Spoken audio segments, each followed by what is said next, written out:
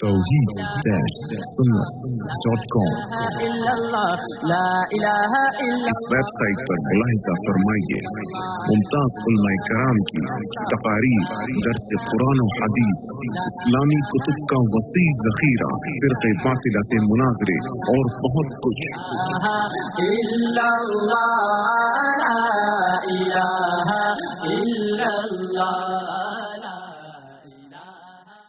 الحمد لله نحمده ونستعينه ونستغفره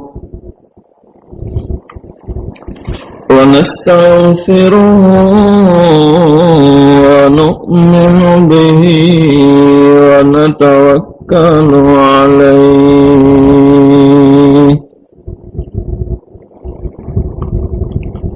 أما بعد فأعوذ بالله من الشيطان الرجيم.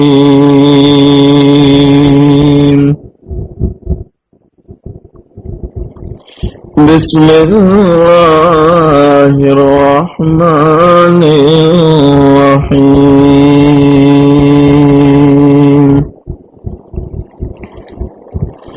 وفوق كل ذي علم عليم.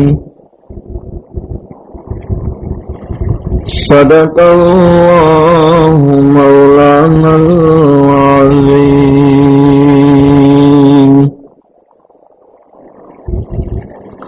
وقال النبي صلى الله عليه وسلم: العينان تزنيان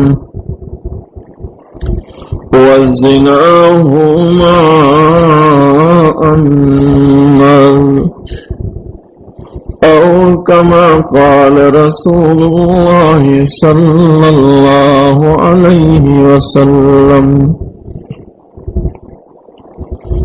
کیا شان ہے پیارے نبی،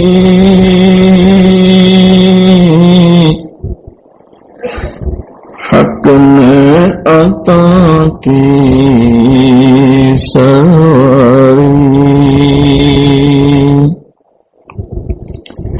کیا شان ہے پیارے نبی،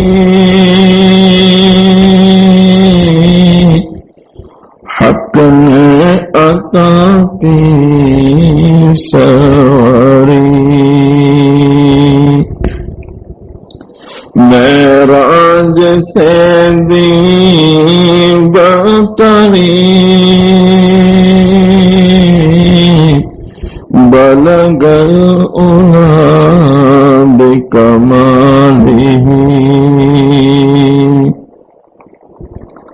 ظلمات تھی جب کفر کی، شرک و ضلالت بت گری. ظلمات تھی جب کفر کی، شرک و ضلالت بت گری. ایمان کی روح پھونک دی، کشف الدجی بجمالہ. اسلام کی دعوت بھی دی، تکلیف بھی اس نے سہی. اسلام کی دعوت بھی دی، تکلیف بھی اس نے سہی.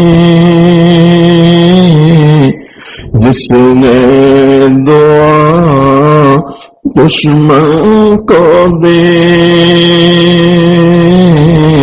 حسنت جمیع خصالہ ایک دم دنیا میں نچی آواز یہ آنے لگی ایک دم دنیا میں مچی آواز یہ آنے لگی پڑھ لو درود اے امتی صلو علیہ وآلہ ایک مرتبہ محبت کے ساتھ درود شریف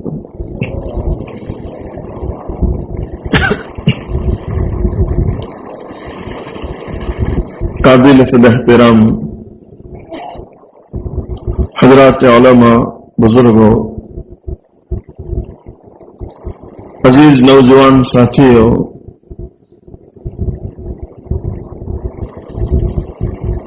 آج 28 فروری عیسوی 2010 ہم یہاں کٹھور میں اصلاحی مجلس کے عنوان سے جمع ہمارے یوسف بھائی کی پوری اخلاص دعوت پر آج یہ حاضری ہوئی ہے. اللہ تعالیٰ سے دعا کریں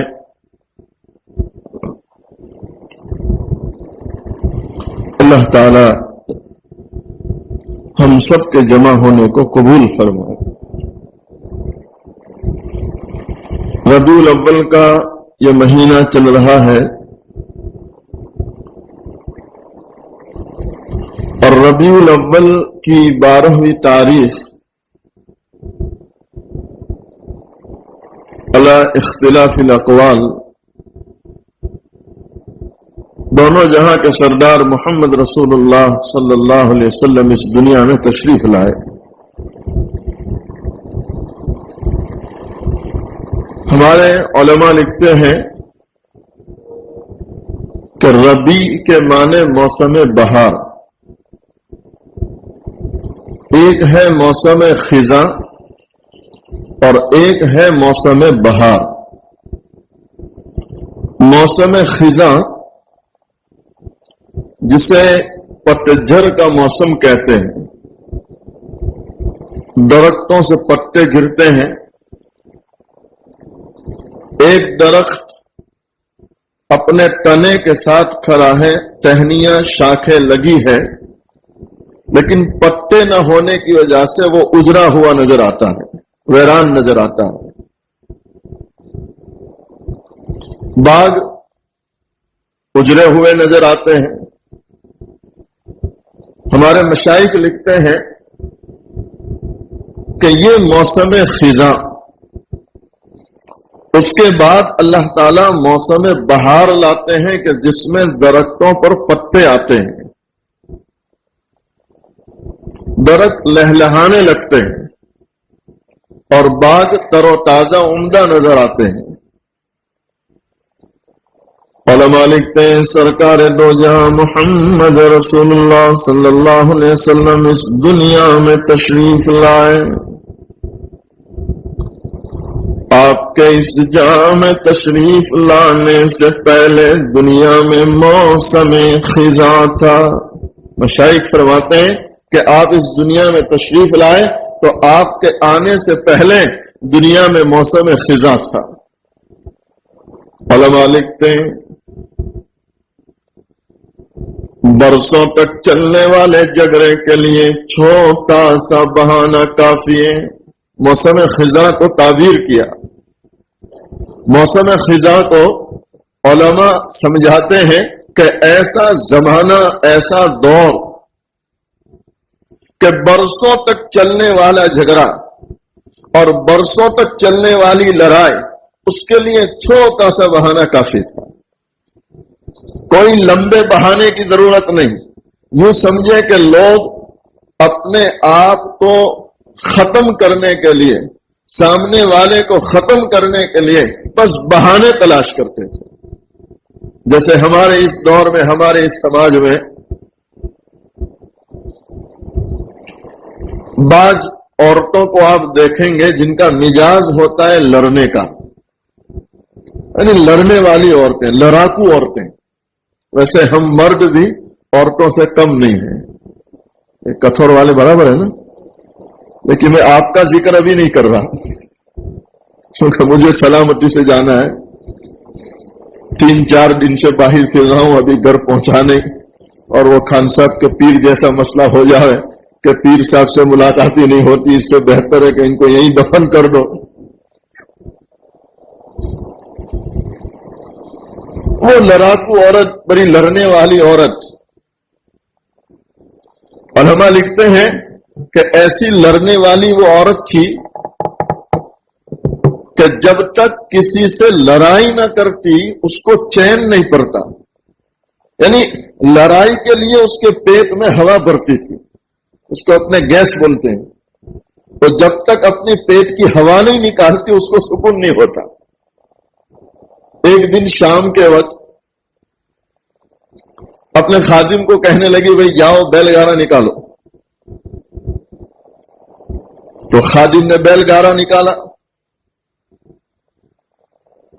اب پڑوس کی جو عورت تھی بیچاری، سیدھی سادی بھولی بھالی، اس نے بس اتنا پوچھ لیا بہن شام ہو گئی، اس وقت کہاں جا رہی ہو؟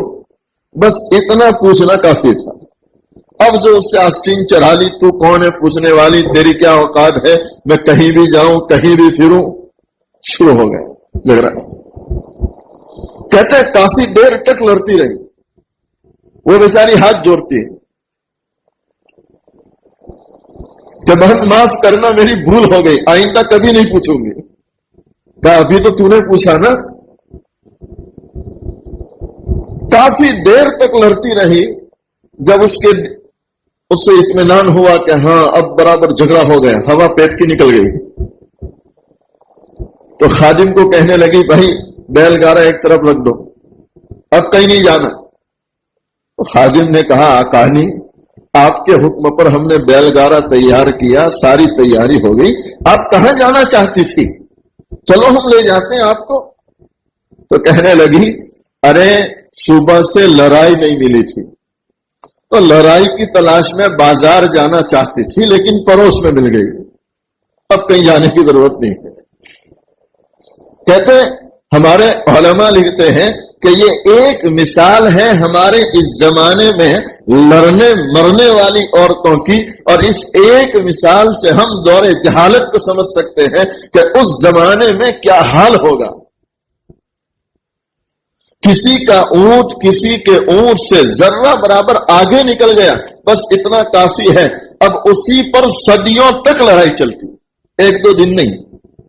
باپ مر رہا ہے تو اپنے بیٹوں کو جمع کرتا ہے، اور سب سے اہم نصیحت، سب سے اہم وصیت اپنے بیٹوں کو یہ ہوتی کہ دیکھو میں تو جا رہا ہوں، میں نے اپنی زندگی میں ناک کتنے نہیں دی، تم کو وصیت کرتا ہوں اس سے پورا بدلہ لینا. کہیں ایسا نہ ہو کہ میرے قبر میں جانے کے بعد کوئی یوں کہے کہ ان کے بیٹوں نے ناک کتا دی. برسوں تک جھگڑے چلتے. دونوں جہاں کے سردار محمد رسول اللہ صلی اللہ علیہ وسلم ایسے ماحول میں تشریف لاتے ہیں، وہ اللہ کے نبی صلی اللہ علیہ وسلم جنہیں اللہ نے مقام دیا ہے، آپ اٹھیں تو آسمان کو بلندی مل جائے، اور آپ بیٹھے تو زمین کو تسکین ہو جائے. وہ اللہ کے نبی صلی اللہ علیہ وسلم دنیا میں آئے اور موسم بہار نہ آئے، یہ کیسے ہو سکتا ہے؟ علماء لکھتے ہیں وہ اللہ کے محبوب صلی اللہ علیہ وسلم حضرت فاطمہ الزہرا رضی اللہ تعالیٰ عنہ بیان کرتے ہیں، حضرت فاطمہ الزہرا رضی اللہ تعالیٰ عنہ اپنے والد کا مقام بیان کر رہی ہے، اور علماء نے لکھا کہ فاطمہ رضی اللہ تعالیٰ عنہ یہ آپ صلی اللہ علیہ وسلم کے چوتھے نمبر کی بیٹی ہے۔ 4 بیٹیاں تھی آپ کی، ایک تو حضرت زینب رضی اللہ تعالی عنہ، دوسری 2 حضرت ام کلثوم اور حضرت رقیہ رضی اللہ تعالی عنہما، یہ دونوں نکاح میں تھی حضرت عثمان غنی رضی اللہ تعالی عنہ کے۔ پہلے ایک بیٹی نکاح میں دی، وہ اللہ کی رحمت میں چلی گئی، تو دوسری بیٹی نکاح میں دی۔ آپ اس سے حضرت عثمان کے مقام کو سمجھ سکتے ہیں کہ عثمان کی کتنی فضیلت ہوگی کہ ایک بیٹی کی وفات ہو رہی ہے، وقت کا نبی اپنی دوسری بیٹی نکاح میں دے رہا ہے صلی اللہ علیہ وسلم۔ اور اتنا نہیں، علماء لکھتے ہیں اللہ کے نبی صلی اللہ علیہ وسلم نے جب دوسری بیٹی کا بھی انتقال ہو گیا تو آپ نے فرمایا اے عثمان، اگر کوئی اور میری بیٹی ہوتی تو وہ بھی میں تیرے نکاح میں دے دیتا، لیکن 4 ہی بیٹیاں ہیں، اب کوئی بیٹی نہیں ہے۔ ایک بات سمجھانا چاہتا ہوں کہ عثمان غنی رضی اللہ تعالیٰ عنہ کو وقت کا نبی اپنی 2 بیٹیاں نکاح میں کیوں دے رہے ہیں، اور 2 کے دنیا سے جانے پر تیسری بیٹی دینے کی تمنا ظاہر فرما رہے ہیں۔ مشائخ فرماتے ہیں سب سے بڑی وجہ اس کی یہ ہے کہ عثمان غنی رضی اللہ تعالیٰ عنہ سے بڑھ کر اس زمین پر کوئی شرم و حیا کرنے والا انسان نہیں گزرا ہے۔ سب سے بڑا وصف عثمان غنی رضی اللہ تعالیٰ عنہ کا شرم و حیا کا ہونا۔ اور میں سمجھتا ہوں کہ ہمارے اس زمانے میں ہمارے سماج اور معاشرے سے یوں سمجھو کہ شرم و حیا کے جنازے نکل گئے۔ اچھے اچھے لوگ انہوں نے گویا شرم و حیا کو اپنے اندر سے نکالا۔ شرم و حیا کی ایک تعریف ابھی کچھ دنوں پہلے کتاب میں پڑھ رہا تھا، انہوں نے ایک بڑی آسان تعریف کی کہ انسان شریعت کے خلاف کوئی کام کرے اور اس کو شرم محسوس ہو کہ نہیں یہ غلط ہے، تو کہتے ہیں یہ شرم و حیا والا انسان ہے۔ اور شریعت کے خلاف کام کر رہا ہے، اللہ کے حکموں کو توڑتا ہے لیکن کوئی شرم نہیں آتی، کہتے ہیں یہی بے حیائی کا ماحول ہے، یہی بے شرمی ہے۔ اکثر میں یہ کہتا ہوں کہ ہمارے اس زمانے میں لوگوں نے شرم و حیا کو نکالا اور اس کو یوں سمجھے کہ غسل دے کر کفن پہنا دیا اور کفن پہنا کر اس کو قبرستان میں جا کے دفن کر دیا کہ اے شرم و حیا تیرا میرا کوئی رشتہ نہیں، تو قبر میں چلی جا، جب اسرافیل سور پھونکیں گے تب قیامت کے دن ملیں گے۔ آج اس زمانے کی بات کرتا ہوں۔ مشائخ لکھتے ہیں عثمان غنی رضی اللہ تعالیٰ عنہ کی شرم و حیا کا یہ عالم تھا کہ آسمان کے فرشتے حضرت عثمان سے شرم کرتے تھے۔ سوچو مسلمانوں، آسمان کے فرشتے شرم کر رہے ہیں حضرت عثمان سے۔ اور اتنا نہیں، علماء نے لکھا کہ 82 سال کی عمر تھی حضرت عثمان غنی رضی اللہ تعالیٰ عنہ کی، 82 ایئرس، 82 سال کی عمر ہے، لیکن تاریخ میں علماء لکھتے ہیں کہ اس پوری عمر میں عثمان غنی رضی اللہ تعالیٰ عنہ نے کبھی بھی غسل خانے میں اپنے سطر کو نہیں کھولا۔ ظاہر میں تو سوال ہی نہیں، غسل خانے کی بات کرتے ہیں کہ جہاں انسان غسل کے لیے کپڑے اتارتا ہے، کہتے ہیں عثمان کو اللہ کی اتنی شرم آتی تھی کہ غسل خانے میں بھی کبھی سطر نہیں کھولا۔ کتنی شرم و حیا والے ہوں گے۔ آج سب سے بڑا نقصان ہمارا جو اس وقت ہو رہا ہے کہ آنکھوں سے شرم و حیا ختم ہو گئی۔ بڑے درد کے ساتھ ایک بات میں کہتا ہوں، اللہ معاف فرمائے. عمر فاروق رضی اللہ تعالیٰ عنہ کا زمانہ ہے. ایک عورت یمن سے چلی ہے، مدینہ منورہ آئی. ہزاروں میل لمبا سفر، اور اس زمانے میں جبکہ وہ پیدل سفر کر رہی ہے. کئی مہینوں کے بعد وہ مدینہ منورہ پہنچی. جب وہ مدینہ آئی تو امیر المؤمنین کو پتا چلا کہ ایک نوجوان عورت نے اس طرح تنہا سفر کیا ہے. آپ نے ان کو طلب کیا. دیکھو، معاشرے کی اصلاح کی فکر. ہمارے اس زمانے میں اب ایسی نسل آ گئی کہ جن کو بڑے بوڑھوں کی کوئی قدر نہیں. یعنی سماج کا کوئی بڑا آدمی، کوئی سفید داڑھی والا انسان کسی نوجوان کو اگر غلطی پر ٹوک دے تو وہ نوجوان پھٹ سے یوں کہتا ہے کہ بڈھے تو تیرا کام کر. یہ ہے شرم و حیا کا نکل جانا. کوئی شرم نہیں. پہلے الحمدللہ ہمارے بڑے برہن اپنی نسلوں پر نظر رکھتے تھے کہ کوئی غلط کام نہ کرے، فوراً ٹوکتے تھے. اور وہ نسل اتنی با ادب تھی، وہ نسل اتنی با حیا تھی کہ کوئی برہا اگر کوئی بات کہہ دے تو شرم سے پانی پانی ہو جاتے تھے.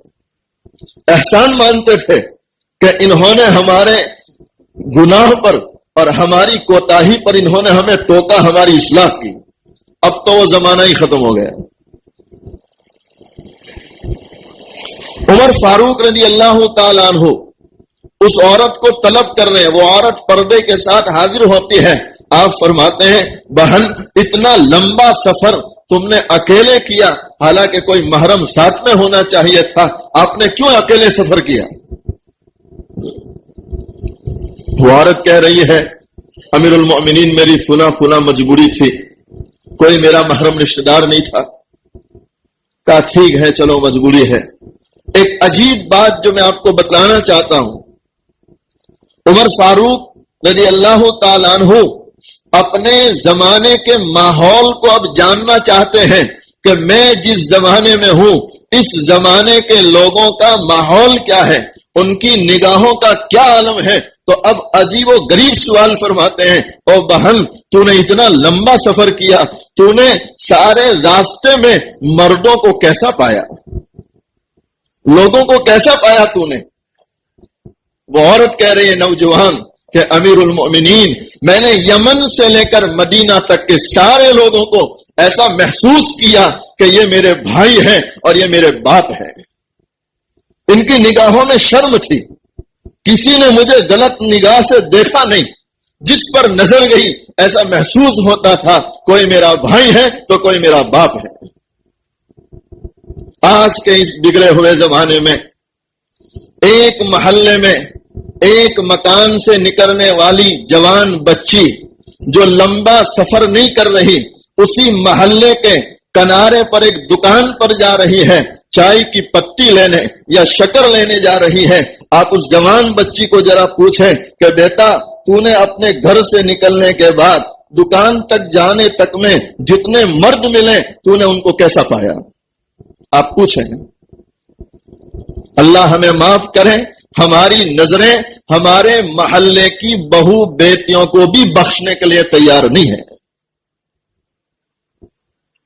یہاں تک کہ اللہ کے محبوب صلی اللہ علیہ وسلم نے فرمایا کہ بدترین زیناکار وہ ہیں جو اپنے پڑوس کی بہو بیٹیوں سے زنا کرے. آج یہ ماحول آ گیا، نگاہوں سے شرم و حیا ختم ہو گئی. حضرت فاطمہ الزہرا رضی اللہ تعالی عنہا کی بات کر رہا تھا، جو مقام مصطفیٰ صلی اللہ علیہ وسلم بیان کر رہی ہے. ایک روز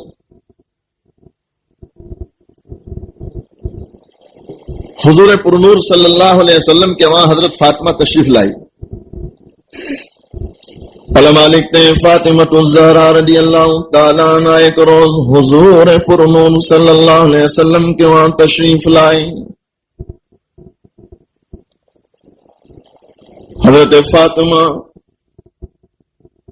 اپنے والد کی خدمت میں حاضر ہو رہی ہیں. دونوں جا کے سردار محمد رسول اللہ صلی اللہ علیہ وسلم سوال فرماتے ہیں بیٹی فاطمہ آج مہینے کا پہلا چاند ہے, تم نے دیکھا ہے یا نہیں؟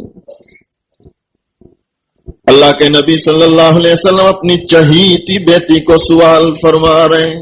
اللہ کے نبی صلی اللہ علیہ وسلم اپنی چہیتی بیٹی کو سوال فرماتے ہیں کہ بیٹی فاطمہ آج مہینے کا پہلا چاند ہے, کیا تم نے دیکھا ہے؟ اس واقعے سے پتا چلتا ہے کہ اس دور میں عورتوں کو بھی تعلیم دی جاتی تھی, بلکہ عورتوں کو پابند بنایا جاتا تھا کہ مہینے کا چاند دیکھا کریں. ہمارے اس دور میں مردوں کا بھی ٹھکانہ نہیں ہے, چلے جائے کہ عورتیں چاند دیکھیں. آج ہمارے یہاں وہ عید کے چاند میں جو جھگڑا ہوتا ہے اس کی وجہ یہی ہے. اگر یہ سارے لوگ دیکھنا شروع کر دے تو انشاءاللہ کبھی جھگڑا نہیں ہوگا. لیکن ہمارے یہاں حال یہ ہے کہ جس کو 12 مہینے میں کبھی چاند نظر نہیں آتا اس کو عید کا چاند نظر آتا ہے. یہ برابر ہے نا؟ کٹھور والے ناراض تو نہیں ہو رہے نا؟ جو ہے حقیقت وہ بیان کر رہا ہوں کہ 12 مہینے کبھی نظر نہیں آتا اس کو, لیکن اس کو عید کا چاند نظر آتا ہے, تو اب جھگڑا ہوتا ہے. اللہ ہمیں اہتمام سے چاند دیکھنے کی توفیق عطا فرمائے. فاطمۃ الزہرا کی غیرت بیان کرتا ہوں, آپ کی شرم و حیا بیان کرتا ہوں کہ حضرت فاطمۃ الزہرا رضی اللہ تعالیٰ عنہا کو جب ان کے والد سوال فرماتے ہیں بیٹی فاطمہ تم نے چاند کیوں نہیں دیکھا؟ اللہ اکبر. حضرت فاطمہ جواب دیتی ہے اے ابا جان, جب مہینے کا پہلا چاند ہوتا ہے سارے مدینے والوں کی اس چاند پر نظر ہوتی ہے, اور اے ابا جان جس چاند پر پرائے مردوں کی نگاہ جائے اس چاند پر فاطمہ کی نگاہ جائے, اس کو فاطمہ کی غیرت برداشت نہیں کرتی. سوچو مسلمان کیسی غیرت ہے. آج ہم مردوں کی غیرت کو پتہ نہیں کس کی نظر لگ گئی. میں بڑے درد کے ساتھ کہتا ہوں کہ ایک مرد اپنی بیوی کو بغل میں لے کر بیٹھا ہے, اس مرد کی بغل میں اس کی بیوی بیٹھی ہے, اور یہ عورت مرد کی بغل میں بیٹھ کر پرائے مردوں کا ننگا ناچ دیکھ رہی ہے, لیکن مرد کی غیرت تس سے مس نہیں ہو رہی. یعنی کتنی بے حیائی اور کتنی بے غیرتی کہ ایک عورت اپنے نکاح میں ہے, اپنی بغل میں بیٹھی ہے, اپنے ہاتھوں کے لقمے کھا رہی ہے, اور بغل میں بیٹھ کر پرائے مردوں کو دیکھ کر مزے لے رہی ہے, لیکن یہ مرد کی غیرت ذرہ برابر حرکت نہیں کر رہی. یوں سمجھو کہ غیرت ہی ختم ہو گئی. ذرہ برابر مرد کو غیرت ہو تو کبھی وہ یہ گوارا نہیں کر سکتا کہ جو عورت میرے نکاح میں ہے, میرے نکاح میں رہتے ہوئے پرائے مردوں کا ننگا ناچ دیکھے. اور ہمارے اس ایجوکیشن کے دور میں چونکہ ہم لوگ دنیا کی چمک دمک دیکھ کر بڑے متاثر ہو جاتے ہیں, تو اتنا اثر ہم نے دنیا کی چمک دمک کا لیا اور ماحول کا اتنا اثر لے لیا کہ اس زمانے میں بوڑھا باپ اپنی جوان بچی کو ڈرائیونگ اسکول میں بھیج رہا ہے. کیوں بھائی؟ کیونکہ میری بچی جو ہے کار چلائے. واہ. اور بھیج رہا ہے, اور عالم کیا ہے تو کہ جو جوان اس کو ڈرائیونگ سکھا رہا ہے وہ تو پرایا مرد ہے, اجنبی مرد, وہ اس کو بغل میں بٹھا کر ڈرائیونگ سکھا رہا ہے. آپ سمجھ سکتے ہیں کہ کیا کیا فتنے وہاں ہو سکتے ہیں. اتنا نہیں, میں نے اپنی آنکھوں سے دیکھا کہ بعض جگہ پر الحمدللہ میں رمضان میں ایک جگہ پر تھا تو ایسے نوجوان آئے جنہوں نے آ کر میرے سامنے آنسو بہائے اور کہا مولانا اگر آج تم یہ بدنگاہی اور اس پر بیان نہ کرتے تو ہم ہمیشہ کے لیے اس گناہ میں مبتلا رہتے کہ ہمارے گھر میں ہماری بیوی ہے, ہمارے 2 بچے ہیں, اور ہم ڈرائیونگ سکھاتے ہیں تو پرائی عورتوں کے ساتھ فتنوں میں مبتلا ہو چکے ہیں. لیکن آج آپ نے یہ بیان کیا تو آج ہم سچی توبہ کرتے ہیں. آپ دعا کرنا آئندہ انشاءاللہ کبھی ایسا گناہ نہیں کریں گے. یہ اس وقت کا ماحول بیان کر رہا ہوں. میں نے اپنی آنکھوں سے دیکھا بعض مرتبہ ڈرائیونگ سکھانے والا غیر مسلم ہوتا ہے اور غیر مسلم کی بغل میں بیٹھ کر مسلمان بچی ڈرائیونگ سیکھ رہی ہے. نتیجہ کیا ہوتا ہے؟ چند مہینے نہیں ہوتے کہ اسی غیر مسلم کو لے کر بھاگ جاتی ہے. آج مسلمانوں کی بچیاں بھاگ رہی ہے. یہ ماحول کی خرابی. اللہ اس امت کی بہو بیٹیوں کی پوری حفاظت فرمائے. بڑے درد کے ساتھ کہتا ہوں، میں نے کل وہاں سیو گاؤں میں بھی ایک واقعہ نقل کیا تھا. ابھی چند دنوں پہلے اخبار میں ایک واقعہ چھپا. یعنی حیرانی ہوتی ہے کہ ایک باپ نے اپنی جوان بچی کو حاملہ کر دیا. ابھی اخبار میں چھپا تھا. باپ نے اپنی جوان بچی کو حاملہ کر دیا. آپ سوچیں ذرا کہ ماحول کہاں پہنچ گیا. اور اس سے بڑھ کر تعجب کی بات یہ ہے کہ باپ اعلان کر رہا ہے کہ میں اپنی اس بچی سے شادی کر رہا ہوں. اعلان کر رہا ہے. اور اس اعلان پر ماں کو مر جانا چاہیے تھا. ماں اپنا سر دیوار میں پھوڑ دیتی، لیکن ماں خوشی کا اظہار کرتی ہے کہ مجھے اپنے شوہر پر بڑی خوشی ہو رہی ہے کہ اس نے میری جوان بچی کو اپنے نکاح کے لیے قبول کر لیا. آپ سوچیں کہ ماحول کہاں جا رہا. کل سیو گاؤں کے ایک مفتی صاحب مجھے سنا رہے تھے سفر میں. انہوں نے دارالافتاء بھی قائم کیا ہے. وہ سنا رہے تھے کہ ایک صاحب میرے یہاں فتویٰ لینا آئے. ان کی جوان بچی حاملہ ہو گئی تھی.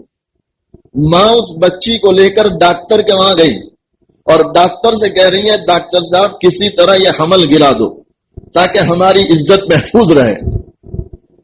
آج بغیر نکاح کے کئی بچے اس طرح ماؤں کے پیٹ میں جو ہے پرورش لے رہے ہیں اور ایسے حالات ہیں کہ وہ دنیا میں آئے اس سے پہلے اس کا اسقاط کر دیا جاتا. تو یہ خون میں شامل ہے کہ نہیں؟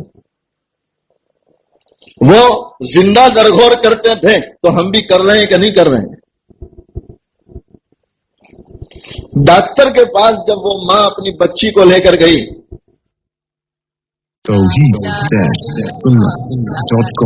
اس جوان بچی نے منہ کھولا کہ میں کہیں باہر نہیں گئی، کسی پرائے مرد سے میں نے آنکھیں نہیں لڑائی.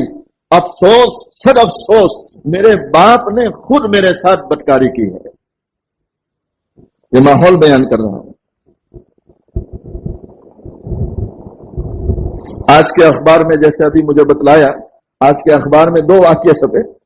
ایک تو بوڑھا آدمی 14 سال کی جوان بچی کے ساتھ اور ایک نے 4 سال کی بچی کے ساتھ بلاత్కాر کیا. بڑے درد کے ساتھ کہتا ہوں، پہلے ہم جو زنا کے واقعات سنتے تھے تو جوان مرد اور جوان بچی کے واقعات سنتے تھے. ایسے جوان مرد، ایسی جوان بچیاں کہ جن کی نکاح کی عمر ہو گئی لیکن نکاح نہیں ہوتے تو مجبوراً زنا کرتے تھے. آج کے اس بگڑے ہوئے زمانے میں 2 بچوں کے باپ اور 4 بچوں کی مائیں زنا میں مبتلا ہو چکی ہے. اور وجہ اس کی نگاہوں کی حفاظت کا نہ ہونا ہے. دونوں جہاں کے سردار محمد رسول اللہ صلی اللہ علیہ وسلم نے فرمایا العینان تزنیان، یہ دونوں آنکھیں زنا کرتی ہے. وزناہما النظر، اللہ کے محبوب صلی اللہ علیہ وسلم فرماتے ہیں کہ آنکھوں کا زنا پرائی عورتوں کو شہوت کے ساتھ دیکھنا ہے. آج عام ہے، بلکہ ہمارے اس بگڑے ہوئے زمانے میں بدنگاہی کو لوگ گناہ بھی نہیں سمجھتے. اور اللہ معاف کرے، ہمارے گھروں میں جو اخبار آ رہے ہیں، ہمارے گھروں میں جو گجراتی اخبار آ رہے ہیں، ان اخباروں کے ساتھ دی جانے والی پورتیاں، نام نہیں لے رہا پورتیوں کا، آپ مجھ سے زیادہ واقف ہے اس سے. آپ کبھی گھر میں ایک طرف بیٹھ کر آپ دیکھنا کبھی کہ اخبار کے ساتھ جو پورتی آ رہی ہے، گھر کی عورتیں اخبار کو زیادہ دیکھتی ہیں یا پورتی کو زیادہ دیکھتی ہیں؟ کبھی آپ بیٹھ کر دیکھنا،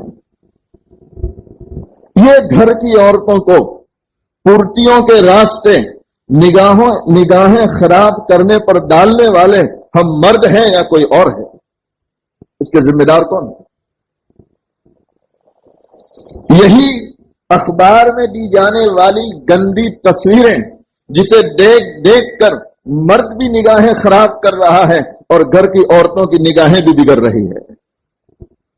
ظاہر بات ہے ایک جوان عورت ہو، اس کی نکاح کی عمر ہو چکی، اور وہ جب اخبار میں ایسی کھلی تصویریں دیکھے گی تو بھئی اس کے جذبات میں حرکت آئے گی کہ نہیں آئے گی؟ ہم خود ماحول خراب کر رہے ہیں اور ہمیں احساس تک نہیں ہو رہا کہ ہمارے ہاتھوں ماحول بگڑ رہا ہے۔ حضرت تھانوی نور اللہ مرکزہ نے لکھا کہ ایک شخص اخبار میں دی جانے والی گندی بے جان تصویر کو شہوت کے ساتھ دیکھیں۔ حضرت تھانوی نور اللہ مرکزہ فرماتے ہیں اخبار میں دی جانے والی گندی بے جان تصویر کو اگر کوئی شہوت سے دیکھتا ہے، حدیث کی روشنی میں اس کی آنکھیں زیناکار ہو چکی ہے۔ بلکہ اتنا نہیں، حضرت تھانوی نور اللہ مرکزہ کے الفاظ نقل کر رہا ہوں، کوئی اپنی بات نہیں، حضرت نے جو بات لکھی ہے وہ بیان کر رہا ہوں۔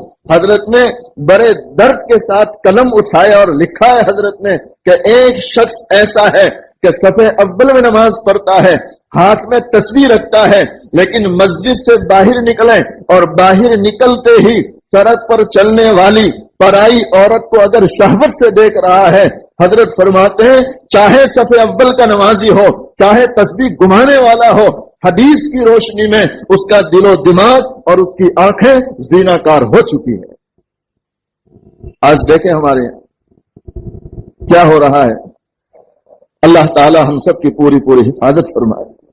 وہ حضرت فاطمہ الزہرا رضی اللہ تعالی عنہا کی غیرت، اللہ اکبر، اس عورت کی غیرت ہمیں سبق دے رہی ہے کہ اے مسلمانوں، اے حضور کے امتیوں، اپنے آپ میں شرم پیدا کرو، غیرت دینی پیدا کرو۔ اللہ ہمیں توفیق عطا فرمائے۔ حضرت فاطمہ الزہرا رضی اللہ تعالیٰ عنہ بیان کرتے ہیں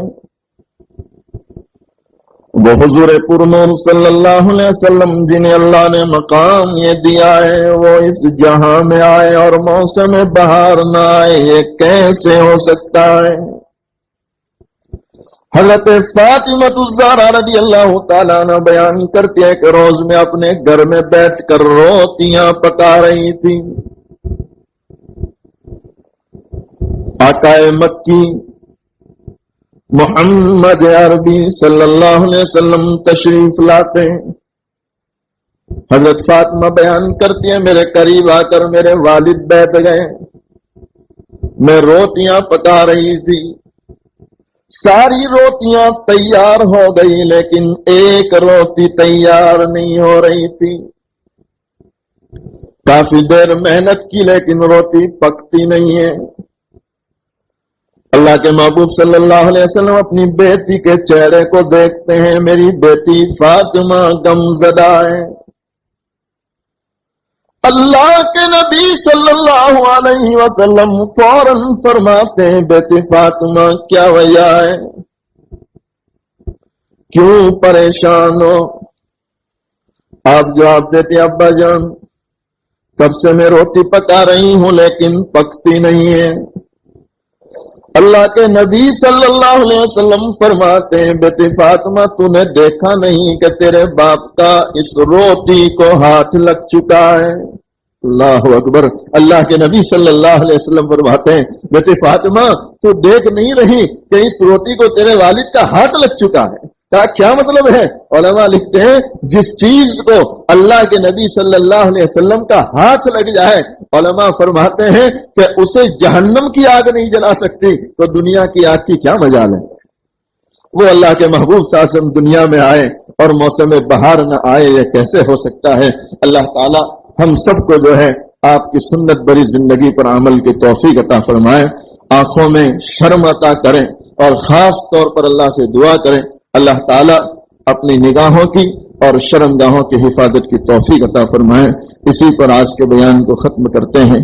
اخیر میں دونوں جہاں کے سردار محمد رسول اللہ صلی اللہ علیہ وسلم کی شان میں چند مصرے پڑھتا ہوں، محبت کے ساتھ سماعت فرمائیں۔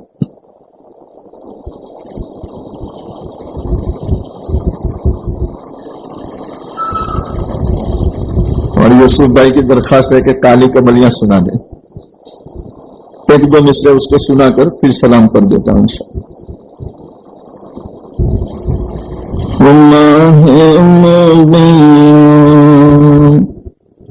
کالی کملیاں انوکھی ہے صورت، نورانی کملیاں محمد کی اللہ، حوالی کملیاں محمد کی اللہ صلی اللہ علیہ وسلم، محمد کی اللہ، حوالی کملیاں محمد کی اللہ، حوالی کملیاں محمد کی اللہ، حوالی کملیاں نفس وحدت سے خالی کملیاں، نفس وحدت سے خالی کملیاں، میری بے خودی میں جو سر سے کملیاں، میری بے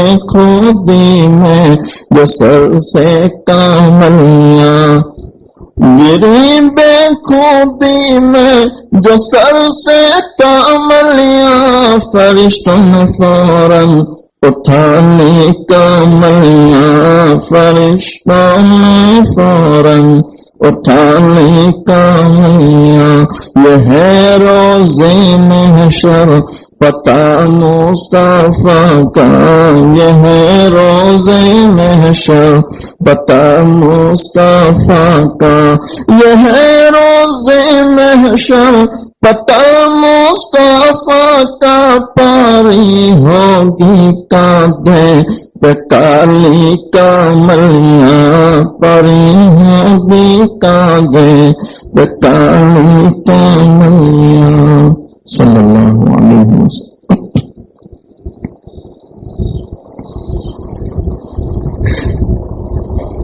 اللہ کے نبی صلی اللہ علیہ وسلم کی شان میں چند مصرے پیش کرتا ہوں، محبت کے ساتھ سماعت فرمائیں۔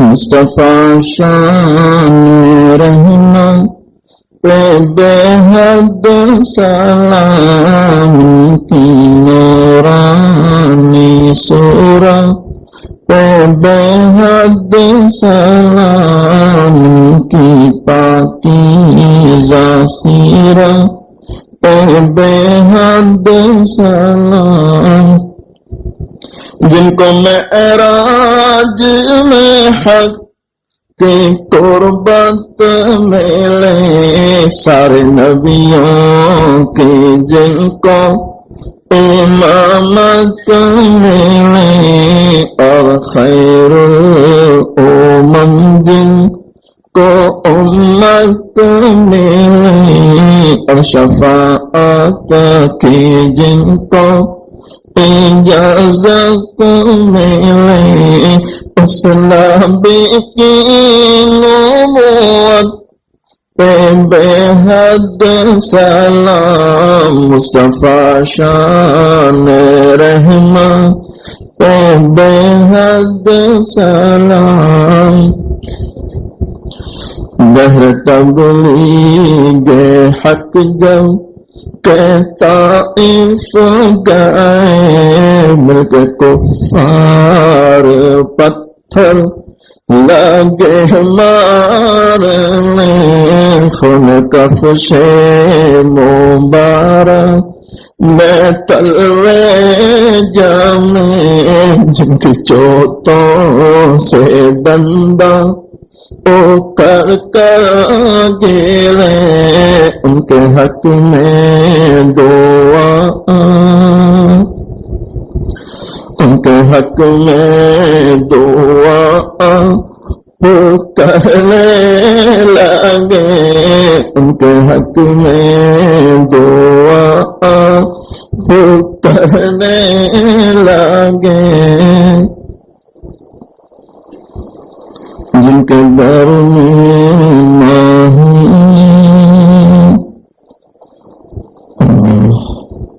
ان کے گھر میں نہ چولہا جلا، جن کے گھر میں نہ چولہا جلا۔ حضرت عائشہ رضی اللہ تعالیٰ عنہ بیان کرتی ہیں کئی روز ہو جاتے تھے چولہا جلانے کی نوبت نہیں آتی تھی، کھجور اور پانی پر گزارا ہوتا۔ حضرت فاطمہ الزہرا رضی اللہ تعالیٰ عنہ اپنے دوپٹے کے ایک کونے میں آدھی روٹی کا ٹکڑا باندھ کر حاضر ہوتی ہے، عرض کرتی ہے ابا جان یہ آدھی روٹی کا ٹکڑا میں آپ کو ہدیہ کرتی ہوں، آپ اس کو قبول فرما لیں۔ دونوں جہاں کے سردار محمد رسول اللہ صلی اللہ علیہ وسلم فرماتے ہیں بیٹی فاطمہ کیا بات ہے؟ حضرت فاطمہ عرض کرتی ہے اے ابا جان کئی دنوں سے ہم بھوکے تھے، ہم پھاکے سے تھے، ہم نے کچھ نہیں کھایا۔ حضرت علی رضی اللہ تعالیٰ عنہ کچھ کما کر لائے، آپ نے کچھ کما کر لا کر مجھے دیا تو میں نے 5 روٹیاں پکائی۔ اے ابا جان ایک روٹی میں نے حضرت حسن رضی اللہ تعالیٰ عنہ کو کھلائی، دوسری روٹی میں نے حضرت حسین رضی اللہ تعالیٰ عنہ کو کھلائی، تیسری روٹی میں نے حضرت علی رضی اللہ تعالیٰ عنہ کو کھلائی۔ اور اے ابا جان اسی میں ایک سائل دروازے پر آ کر سوال کرنے لگا، میں نے چوتھی روٹی اس سائل کو کھلا دی، 5ویں روٹی میرے حصے کی رہ گئی تھی، میں اسے کھا رہی تھی، اچانک مجھے آپ کا خیال آ گیا کہ بیٹی فاطمہ تو اپنے گھر میں بیٹھ کر روٹی کھا رہی ہے، پتہ نہیں تیرے والد پر کیا گزرتی ہوگی۔ اے ابا جان جیسے ہی مجھے آپ کا خیال آ گیا آدھی روٹی میں دوپٹے میں باندھ کر آپ کی خدمت میں آ گئی، آپ کو ہدیہ کرتی ہوں، آپ اسے قبول فرما لیں۔